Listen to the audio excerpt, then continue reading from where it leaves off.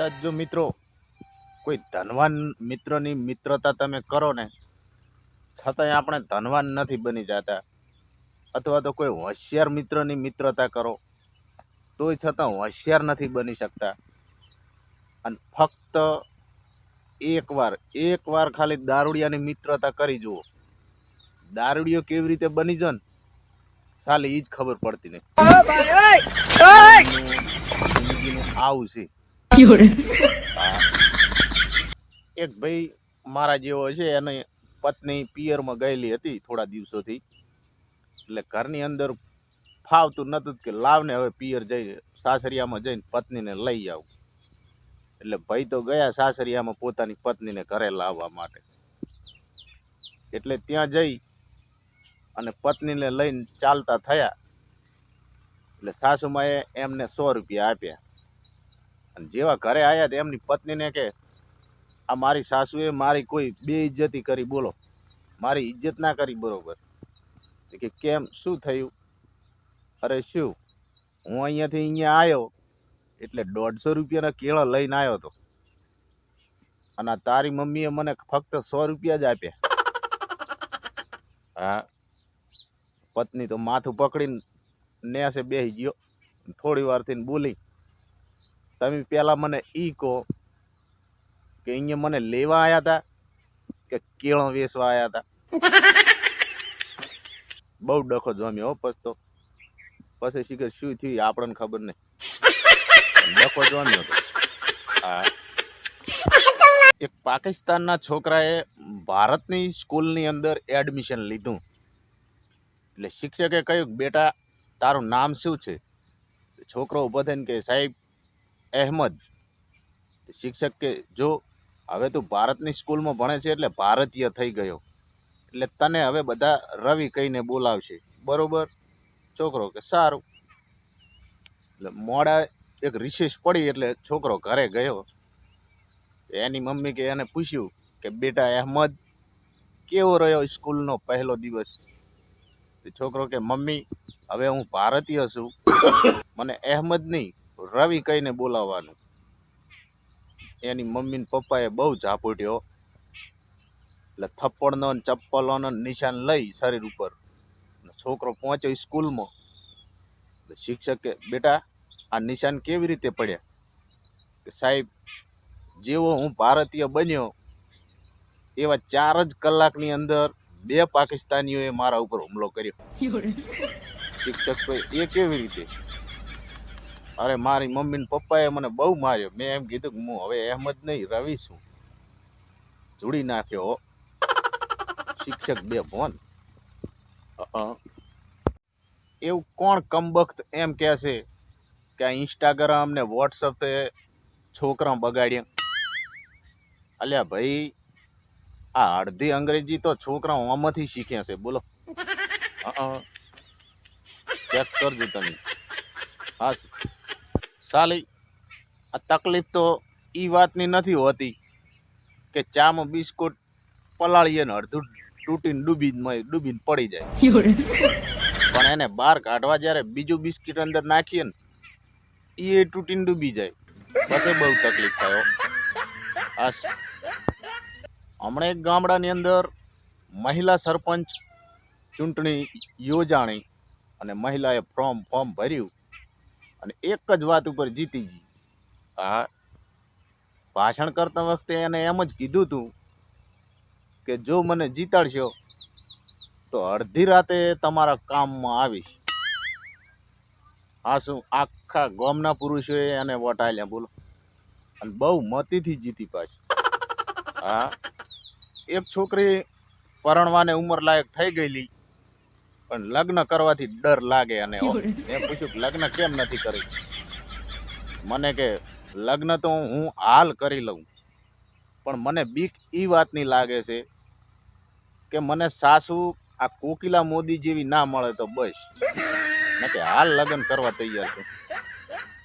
આવી આપણી કોકિલા મોદી હતા. મિત્રો, આપણે ગમે એટલા ભણેલા ગણેલા કે ગમે એટલી ડિગ્રી લઈ લીધી હોય, પણ આપણી પત્ની જો એકવાર એમ કહી દે ને કે તમે અમને ના સમજો, પત્યું. એકે ડિગ્રી અહીંયા કોમ ના લાગે. હા, ગમે એટલું કહો તો એનું એકનું એક ઈ કે ઈ જ થાય. હા, હમણે એક આળસુ ભાઈ હશે એટલે ભગવાન જોડે પ્રાર્થના કરી કે હે પ્રભુ 2 થી 3 કરોડ રૂપિયા આપી દો, ઉપર આવું એટલે તમને પાછા આપીશ. એટલે ભગવાને બુદ્ધિ વાપરીને મસ્ત શાંતિથી જવાબ આપ્યો કે હે માનવ, ઉપર આવીને ફટાફટ લઈ જા, ગણીને તૈયાર જ રાખ્યા છે. હજુ સુધી કોઈ દિવસ ભગવાનને પૈસા બોને પ્રાર્થના નથી કરતો. હા, કોમ ધંધે લાગી ગયો. બસ હમણાં એક પંડિત એક 35 થી 40 વર્ષના ભાઈને હાથ આમ જોતા હતા, હાથની રેખાઓ. એટલે પંડિત બોલ્યા કે વાહ, તમારા જીવનની રેખા તો બહુ સરસ છે.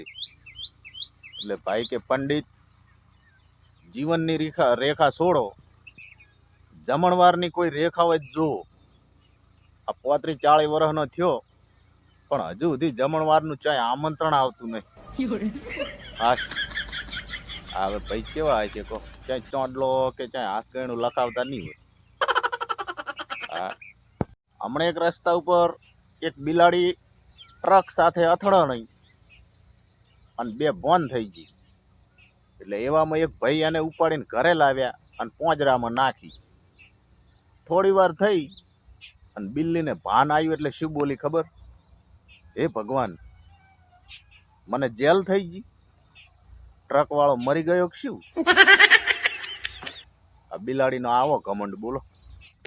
આજે સવારમાં એક ટેણિયાને મેં પૂછ્યું કે કેમ બેટા આંગણવાડી આજે ગયો નથી? એટલે ટેણિયું કે કાકા, ગઈકાલે મારો વજન કર્યો હતો, જો કદાચ આજે હું જાઉં વેચી મારે તો વજન કરીને તો તૈયાર રાખ્યું છે કે આટલા કિલોનું છે. મને ચક્કર આવી ગયા બોલો. મિત્રો, લગભગ આ વરસાદ તો બધે થઈ ગયો હોય એવું લાગે છે. એટલે સાંજ પડે અને થોડું થોડું અંધારું થાય એ પેલા જમવાનું બાકી હોય જમી લેવું, નહીતર પેલા પોંખો વાળા મકોડા ગમે અહીંયાથી આવીને ઉભા રહેશે. હો, બહુ ખરાબ ઝેર લાગે. હો, હા. કોઈ પણ માણસ જ્યારે સોનાની ચેન બનાવીને પહેરે ને અને પછી જેટલા ઓળખીતા હોય એમને એ ચેન બતાવી ના રહે ને ઓમ, ત્યાં ઘોડી એને ચેન ના પડે. હો, આ તો આપણે નહીં એટલે કેવું પડે, બળતર થાય.